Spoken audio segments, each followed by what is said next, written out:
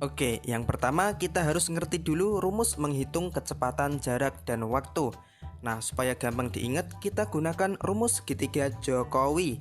Nah, ini nggak lagi ngomongin Pak Presiden Jokowi loh ya, tapi ini adalah rumus untuk mencari kecepatan, jarak, dan waktu. Nah, rumus segitiga Jokowi itu seperti apa, Kak? Nah, bentuknya seperti ini. Nah, kalau kita perhatikan di sini ada J, K, dan W. Makanya kita sebut rumus Jokowi ya. J, K, dan W.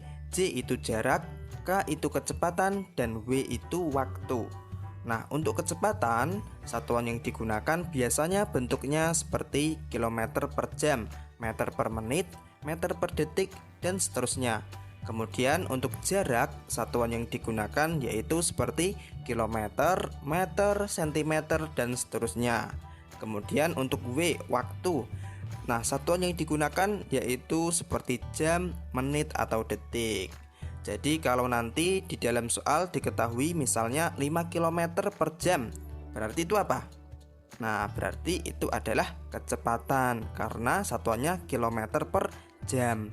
Kalau diketahui 5 km saja, berarti itu adalah jarak. Kemudian kalau diketahui 1 jam atau 30 menit misalnya, berarti itu adalah waktu. Gitu ya. Lah terus gimana Kak rumus mencari kecepatan, jarak, dan waktu menggunakan rumus segitiga Jokowi ini? Gampang. Misal kita mau mencari kecepatan, berarti K-nya kita tutup set. Sehingga K atau kecepatan sama dengan J per W, jarak dibagi waktu. Nah lagi, misal kita mau mencari jarak, berarti J-nya kita tutup set. Nah, J sama dengan K dikali W, kecepatan dikali waktu. Jadi kalau atas bawah itu dibagi, kalau kiri kanan itu dikali. Kemudian kalau kita mau mencari W, waktu, berarti W-nya kita tutup set. Sehingga W sama dengan J per K, jarak dibagi kecepatan. Gitu. Nah, rumus segitiga Jokowi ini harus sobat pelajar ingat-ingat supaya nanti dalam mengerjakan soal bisa lebih mudah dan lebih cepat. Oke, sekarang kita lanjut ke contoh soalnya. Contoh soal yang pertama yaitu Sam berangkat ke sekolah menggunakan sepeda. Jarak rumah Sam ke sekolah adalah 300 meter dan ditempuh dalam waktu 15 menit. Berapakah kecepatan sepeda yang dikendarai Sam? Nah, sekarang kita jawab soalnya menggunakan rumus segitiga Jokowi tadi. Di sini yang ditanyakan adalah kecepatan, ya kan? Nah, rumus mencari kecepatan itu gimana, Kak? Gampang. Seperti tadi, kalau kita mau mencari kecepatan, berarti kita tutup K-nya. Set. Sehingga K sama dengan J per W. Nah, selanjutnya tinggal kita masukkan angka-angkanya. J, jarak.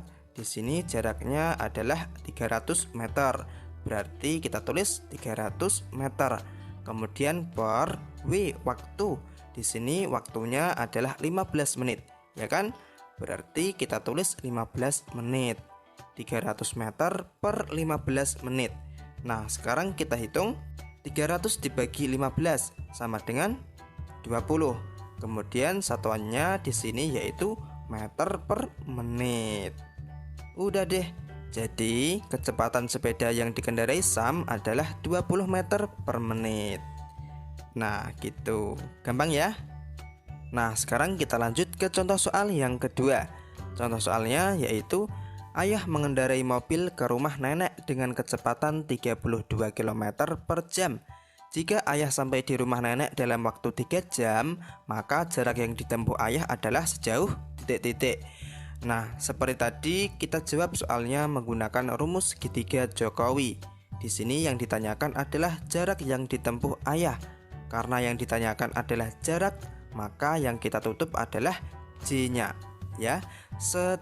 Sehingga J sama dengan K dikali W. K kecepatan. Nah, di sini kecepatannya adalah 32 km per jam. Berarti kita tulis 32 km per jam. Kemudian dikali W, waktu. Di sini waktunya yaitu 3 jam. 32 km per jam dikali 3 jam. 32 dikali 3 sama dengan 96. Nah, karena di sini kilometer, berarti jawabannya juga kita tulis kilometer. 96 kilometer.